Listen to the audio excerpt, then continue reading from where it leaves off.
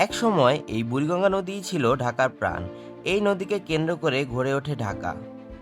আগে মানুষ দূর জেলা যাওয়ার জন্য প্রধানত নৌকা ব্যবহার করত, তাই এই নদীকে ঘিরেই গড়ে ওঠে সদরঘাট, যা বাংলাদেশের সবচেয়ে বড় এবং ব্যস্ত নদীবন্দরগুলোর একটি।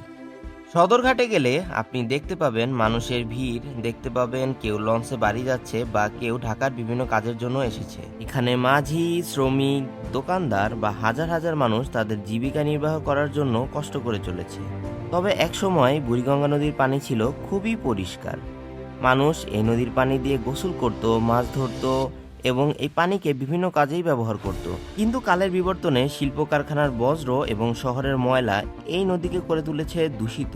তারপরও এই নদী ঢাকার মানুষের জীবনের সাথে গভীরভাবে জড়িত। প্রতিদিন শত শত লঞ্চ, নৌকা এখান থেকে ছেড়ে যায় দেশের বিভিন্ন জেলার উদ্দেশ্যে। তাই বলা যায় সদরঘাট বা বুড়িগঙ্গা শুধুমাত্র একটা নদী বা একটা ঘাঁটি নয়, এটা ঢাকার ইতিহাস, সংস্কৃতি ও মানুষের জীবনের একটা বড় অংশ।